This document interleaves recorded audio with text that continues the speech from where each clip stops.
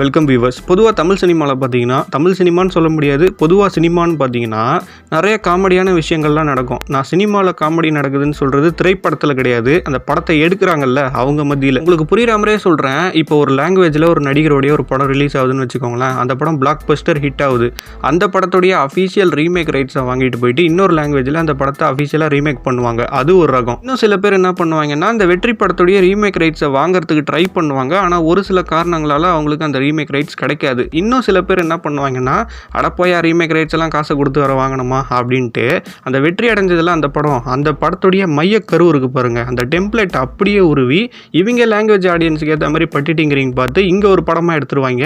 இந்த படம் அந்த வெற்றி படத்தோட கதையிலேருந்து தான் உருவி எடுக்கப்பட்டது அப்படிங்கிறத தெரியாமையே இந்த லாங்குவேஜ் ஆடியன்ஸ் அந்த படத்தை கொண்டாடிடுவாங்க. இந்த படமும் பிளாக் பஸ்டர் ஹிட் ஆகிடும். ஸோ இப்போ ஒரிஜினலாக இந்த லாங்குவேஜில் ரிலீஸ் ஆகி ஹிட் ஆன படத்துடைய மையக்கருவை உருவி கொண்டு போய் தானே அந்த லாங்குவேஜில் படம் பண்ணி ஹிட் பண்ணாங்க. இப்போ இந்த ஒரிஜினல் படம் பண்ணாங்கல்ல, அந்த லாங்குவேஜில் இருக்கிற ஒரு சில தயாரிப்பாளர்கள், ஒரு சில ஹீரோக்களுக்கு இந்த மேட்டர் தெரியாமல், இந்த லாங்குவேஜில் ஏதோ ஒரு படம் வந்து ஹிட் ஆயிருக்காமையா, அந்த ரைட்ஸ் அவங்க நம்ம பண்ணுவோம் அப்படின்ட்டு இவங்க கிட்டே இருந்து தான் அந்த படத்தையே உருவி கொண்டு போய் அவங்க படம் பண்ணாங்க அப்படிங்கிறது தெரியாமல் அந்த படம் ஹிட் ஆகிடுச்சுங்கிற ஒரே காரணத்துக்காக அதே படத்துடைய ரைட்ஸை மறுபடியும் வாங்கிட்டு வந்து இவங்க லாங்குவேஜ்லேயே மறுபடியும் அந்த படத்தை ரீமேக் பண்ணுவாங்க. இப்போ நான் சொன்ன விஷயங்களை கேட்டு சில பேருக்கு அது நல்லா புரிஞ்சிருக்கும், சில பேருக்கு கொஞ்சம் குழம்பிருக்கும். குழப்பமாக இருக்கிறவங்க மறுபடியும் அதை கொஞ்சம் கூர்ந்து கவனிச்சிங்கன்னா நல்லாவே புரியும். இது ஒரு விடுகதை மாதிரி தான், இதுக்குள்ளே அவ்வளோ உண்மைகள் இருக்குது. இப்போ இந்த வீடியோவில் நான் ஒரு 3 படத்தை சொல்ல போகிறேன். அந்த 3 படங்களுமே இப்போ நான் சொன்னேன்ல அந்த கேட்டகரியில் சேர்ந்தது தான்.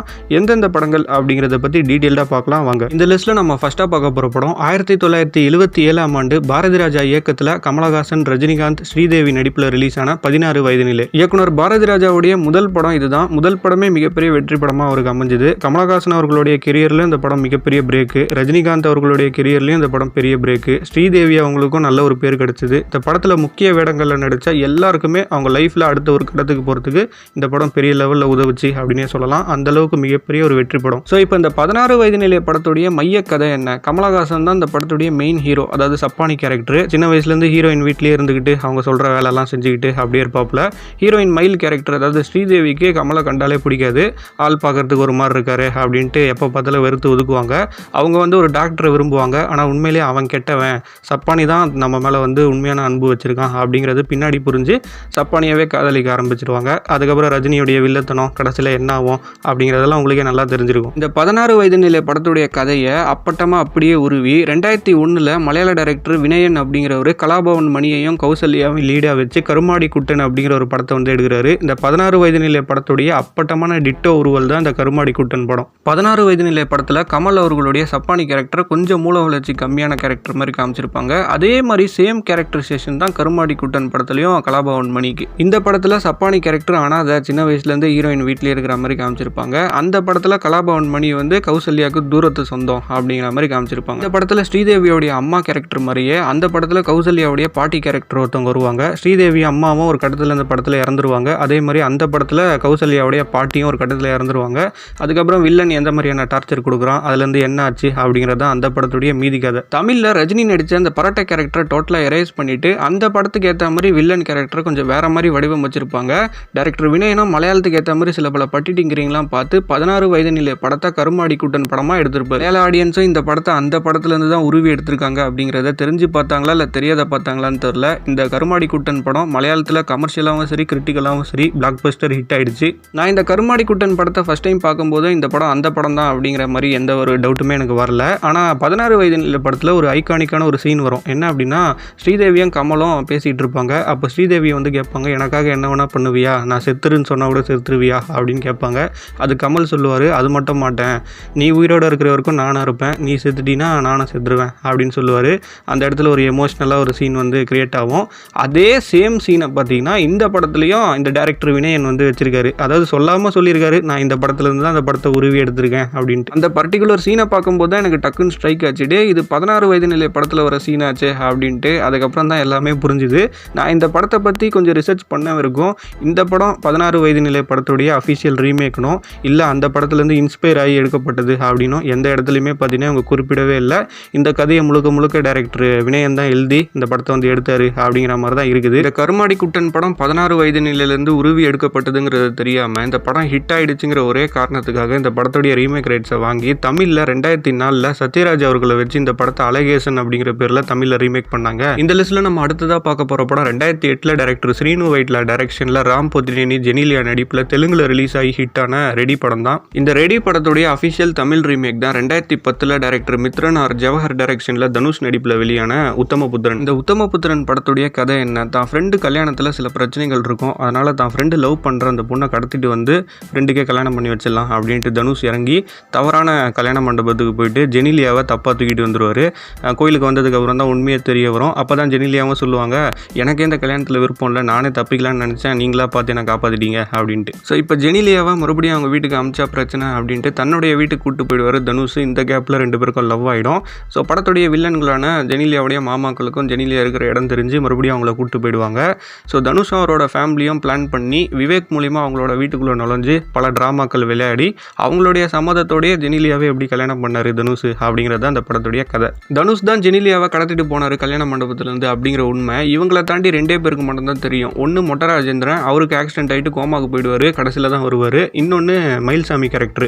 மயில்சாமியை வில்லன் குரூப்பே விசாரணை கைதியாக பிடிச்சி வச்சிருப்பாங்க. எங்கே மயில்சாமி தனியை பற்றின உண்மையெல்லாம் போட்டு கொடுத்துட போகிறாரு அப்படின்னு தனுஷ் பிளான் போட்டு வில்லன் கிட்டே ஒரு ஐடியா கொடுப்பாரு. இந்த மாதிரி ஜெனிலியாவை உண்மையிலேயே மண்டபத்திலேருந்து கடத்திட்டு போனது நான் தான்ட்டு மயில்சாமியை வச்சு ஊரெல்லாம் சொல்லுங்கள், அப்போ தான் யாருக்கும் இந்த டவுட்டும் வராது அப்படின்ட்டு ஒரு ஐடியாவை கொடுக்க வில்லனும் மயில்சாமியை கூப்பிட்டு இந்த மாதிரி அவருக்கு தெரிஞ்ச உண்மையை அவர் வாயாலே போயிட்டு ஊரெல்லாம் சொல்கிறா அப்படிங்கிற மாதிரி சொல்லிடுவாங்க. படத்துடைய மிகப்பெரிய ஒரு ஹைலைட்டான சீனாகவும் ட்விஸ்ட்டாகவும் இந்த ஒரு சீன் தான் அமைஞ்சிருக்கும். ஸோ இந்த உத்தமபுத்திரன் படத்துடைய கதை, அதாவது இதோட ஒரிஜினல் ரெடி படத்துடைய கதையை அப்படியே டப் அடிச்சு அவங்க லாங்குவேஜ் தெலுங்குலேயே பார்த்தீங்கன்னா 2014 கோபிச்சந்த் நடிப்பில் லோக்கியம் அப்படிங்கிற ஒரு படமாக எடுத்தாங்க.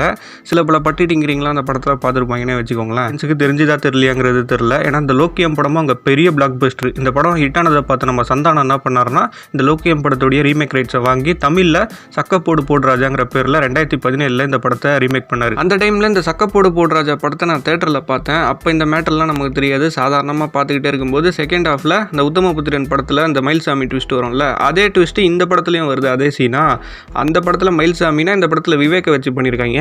இவங்கெல்லாம் ஒரு படத்தை முழுசாக பார்த்துட்டு தான் ரீமேக் ரைட்ஸ் வாங்குறாங்களா, இல்லை ஒரு படம் ஹிட்டுன்னு தெரிஞ்சு அடுத்த செகண்டே ரீமேக் ரைட்ஸை வாங்கிறாங்களா அப்படிங்கிறது எனக்கு புரியவே இல்லை. ஏன்னா சாதாரண ஒரு ரசிகனை கூட தெரியும் இந்த பர்டிகுலர் சீன் உத்தமபுத்திரன் படத்தில் வருது, இந்த உத்தமபுத்திரன் படமே ரெடி படத்துடைய அஃபிஷியல் ரீமேக்கு, அதனால் இதே சீனை நம்ம எடுத்தோம்னா ஃபேன்ஸ் நம்மளை பங்கமாக கலாச்சிடுவாங்க அப்படின்ட்டு இந்த சீனை மட்டும் மாற்றிட்டு வேறு மாதிரி ஏதாவது பண்ணியிருக்கலாம். ஆனால் அதெல்லாம் நமக்கு முக்கியம் இல்லை. நம்ம ரைட்ஸ் வாங்கின படத்தில் இந்த சீன்லாம் இருக்குது, நம்ம எதுக்கு அதை மாற்றணும் அப்படின்ட்டு அதில் என்ன இருக்கோ அதை அப்படியே அடிச்சாங்க, காப்பி அடிச்சு வச்சிருக்காங்க. இந்த லிஸ்ட்ல நம்ம அடுத்ததாக பார்க்க போகிற படம் சூப்பர் ஸ்டார் ரஜினிகாந்த் நடித்த பாஷா. இந்த பாஷா படமே ஒரிஜினல் கதை கிடையாது. 1991 அமிதாப் பச்சன் ரஜினிகாந்த் கோவிந்தா நடிப்பில் பாலிவுட்டில் ஹம்முங்கிற ஒரு படம் ரிலீஸ் ஆயிருந்தது. அந்த படத்துடைய மையக்கதையை உருவி தமிழுக்கு ஏற்ற மாதிரி சில பட்டிட்டிங்கரிங் பார்த்து பாஷாவாக எடுத்திருப்பாரு டைரக்டர் சுரேஷ் கிருஷ்ணா. இந்த படத்தை நம்ம அஃபிஷியல் ரீமேக்குன்னு சொல்ல முடியாது, அஃபிஷியல் அடாப்டேஷன் சொல்லலாம், இல்லை அஃபிஷியல் இன்ஸ்பிரேஷன் கூட சொல்லலாம். இந்த பாஷா படத்துடைய ரீமேக் ரைட்ஸை வாங்குறதுக்கு ட்ரை பண்ணாங்களா, இல்லை ரீமேக் ரைட்ஸ்லாம் எதுங்க வாங்கிட்டு நாமளே இதே மாதிரி ஒரு படம் பண்ணுவோம் அப்படின்னு நினச்சாங்களான்னு தெரியல. 2001 நம்ம பாலகிருஷ்ண நடிப்பில் தெலுங்குல நரசிம்ம நாயுடுன்னு ஒரு படம் வந்தது. பாஷா படமே பாலிவுட்டில் வந்த ஹம் படத்துடைய மையக்கதையை உருவி எடுக்கப்பட்ட படம்னு சொல்லியிருந்தேன். இவங்க பாஷா படத்துடைய மையக்கதையை உருவி கொண்டு போயிட்டு தெலுங்குல நரசிம்ம நாயுடுவாக பண்ணிட்டாங்க. பாஷா படத்துடைய ஃப்ளாஷ்பேக்கில் ரஜினியுடைய ஃப்ரெண்டை போட்டு தள்ளிடுவாங்க. அது வரைக்கும் மாணிக்கமாக இருந்தவர் அதுக்கப்புறம் மாணிக் பாஷாவா மாதிரி மும்பையில் மிகப்பெரிய டான் ஆயிடுவார். வில்லன் ஆண்டனி கூட ஏற்பட்ட ஒரு சண்டையில் பாஷாவுடைய அப்பாவான விஜயகுமாரையும் போட்டு தள்ளிடுவாங்க. அத்தோட மும்பையை வெக்கேட் பண்ண பாஷா குடும்பத்தோட சென்னையில் வந்து செட்டில் ஆயிடுவார். தன்னுடைய அடையாளத்தை மறைச்சிட்டு மாணிக்கமாக ஆட்டோ ஓட்டிட்டு இருப்பார் ரஜினி. அதே நரசிம்ம நாயுடு படத்தில் தான் அண்ணனுங்க 3 பேரை ஃபாரின் காமிச்சிட்டு விவசாயம்லாம் பார்த்துட்டு சிம்ரனை கல்யாணம் பண்ணிட்டு சந்தோஷமாக வாழ்ந்துட்டு இருப்பார் பாலையா. ஊருடைய நன்மைக்காக வில்லனுடைய மாமனை போட்டு தள்ளினதுனால கடுப்பான வில்லன் சிம்ரனை போட்டு தள்ளிடுவான். உடனே அவனை பழி வாங்குறான் பாருன்ட்டு கிளம்புன பாலையாக்கு அவங்க அப்பா அட்வைஸ் பண்ணி வேற ஒரு ஊருக்கு நீ போயிருப்பா அப்படின்னு அனுப்பிச்சு வச்சிருவாரு. அப்பாவுடைய அட்வைஸை கேட்ட பாலையா வேற ஒரு ஊருக்கு போயிட்டு பரதநாட்டியம் கற்றுக் கொடுக்குற டான்ஸ் மாஸ்டராக தன்னுடைய வாழ்க்கையை ஓட்டிட்டு இருப்பாரு. இவருடைய பரதநாட்டியத்தை பார்த்துட்டு செகண்ட் ஹீரோயினுக்கு இவர் மேலே காதல் வர அதை அவங்க வீட்டுக்கு தெரிய வர பாலையாவை போட்டு புழக்கிறதுக்கு ஆட்களோட திரண்டு வந்துருவாங்க. அந்த ரயில்வே ஸ்டேஷன் சீனில் தான் தெரியவே வரும். அங்கே தான் மிகப்பெரிய ட்விஸ்ட். இவன் டான்ஸ் மாஸ்டரில் ஏழுமலை சாரி நரசிம்ம நாயுடு அப்படின்ட்டு அடிக்க வந்தவெல்லாம் துண்டக்கானம் துணியக்கானம் திரும்பி ஓடுருவானுங்க. அப்படியே பாஷா படத்துடைய உல்ட்டா தான். அதான் பாஷா படத்துடைய உல்ட்டாவாக இருந்தாலும் இந்த நரசிம்ம நாயுடு படம் தெலுங்குல இண்டஸ்ட்ரியல் ஹிட்டு. இந்த படத்துடைய ரீமேக் ரைட்ஸை வாங்கின நம்ம ஆக்ஷன் கிங் அர்ஜுன் 2002 இந்த படத்தை ஏழுமலைங்கிற பேரில் தமிழில் ரீமேக் பண்ணார். தமிழ்லேயே இந்த படம் சூப்பர் ஹிட். இது மட்டுமா நான் கற்றுக்கிட்ட மொத்த வித்தியை இந்த படத்தில் கொட்டியிருக்கேன் அப்படின்ட்டு லிங்குசாமி பயங்கர பில்டப் பண்ணி சூர்யா வச்சு எடுத்த அஞ்சான் படமும் பாஷா படத்துடைய அப்பட்டமான உல்ட்டா தான். இந்த படம் பாஷாவுடைய உல்ட்டா தான் அப்படின்னு ப்ரூவ் பண்ணுற மாதிரி இந்த படத்திலே சில ரெஃபரன்ஸ்லாம் வச்சிருப்பாரு லிங்குசாமி. பாஷா படத்துடைய ஃப்ளாஷ்பேக் போர்ஷனை மட்டும்தான் மும்பையில் எடுத்திருப்பாங்க. ஆனால் அஞ்சான் முழு படத்தையுமே மும்பையில் எடுத்து பாஷா படத்துக்கு ஷார்ட் ரிப்பீட் கொடுத்துருப்பாரு லிங்குசாமி. நம்ம தளபதி விஜய் நடித்த பகவதி படமே பாஷா படத்துடைய அப்பட்டமான உல்ட்டா தான். அந்த பகவதி படத்தை எடுத்த டைரக்டர் ஏ வெங்கடேஷ் சமீபத்தில் கொடுக்குற இன்டர்வியூலலாம் தினுசா உருட்டுறாரு. என்ன அப்படின்னா, இந்த பகவதி படத்துடைய ஸ்கிரிப்டே நான் ரஜினி சாருக்காக தாங்க எழுதினேன் அப்படிங்கிறாரு. எப்படி ரஜினி படத்துலேருந்து கதையை உருவி ரஜினிக்கே ஸ்கிரிப்ட் எழுதுறீங்களா? இது ரஜினி சாருக்கு தெரியுமா? இவ்வளோ ஏங்க சமீபத்தில் நம்ம தளபதி விஜய் நடிப்பில் ரிலீஸ் ஆன லியோ படமும் பாஷா படத்துடைய உல்ட்டா தான். உடனே முட்டு பாய்ஸ் முட்டு கொடுக்கறதுக்கு வந்துருவாங்க. என்ன அப்படின்னா, உங்களுக்கு தெரியுமா லியோ படம் ஹிஸ்ட்ரி ஆஃப் வைலன்ஸோடைய இன்ஸ்பிரேஷன் அப்படின்வாங்க. ஃபர்ஸ்ட் ஹாஃபில் வர பாதி சீக்வன்ஸ் மட்டும்தான் ஹிஸ்ட்ரி ஆஃப் வைலன்ஸோடைய இன்ஸ்பிரேஷன். அதுக்கப்புறம் விஜயோடைய ஃப்ளாஷ்பேக் போர்ஷனு, நான் லியோ இல்லை பார்த்திபன் சொல்கிற செகண்ட் ஹாஃப் ஃபுல்லாகவுமே பார்த்தீங்கன்னா பாஷா படத்துடைய உல்ட்டா தான். ஓகே ஃப்ரெண்ட்ஸ், இந்த வீடியோட எண்டிங் ஸ்பாட்டுக்கு வந்துட்டோம். இந்த வீடியோவில் நான் வெறும் 3 படங்களை மட்டும்தான் சொல்லியிருக்கேன். இதை தாண்டி இன்னும் இந்த கேட்டகரியில் நிறைய படங்கள் இருக்குது. ஸோ நான் சொன்ன கேட்டகரியில் உங்களுக்கு ஏதாவது ஒரு படம் தெரிஞ்சிருக்கலாம், உங்களுக்கு ஏதாவது படம் பார்க்கும்போதே தோணிருக்கலாம் இது அந்த படத்துலேருந்து உருவி எடுக்கப்பட்டது அப்படின்ட்டு. அந்த மாதிரி ஏதாவது இருந்தால் கமெண்ட்டில் கண்டிப்பாக கமெண்ட் பண்ணுங்கள். இந்த வீடியோ பிடிச்சிருந்தால் லைக் பண்ணுங்கள், ஷேர் பண்ணுங்கள், மறக்காமல் சேனலுக்கு சப்ஸ்கிரைப் பண்ணுங்கள். இதே மாதிரி இன்னொரு வீடியோவில் வந்து உங்களை சந்திக்கிறேன். தேங்க்ஸ் ஃபார் வாட்சிங்.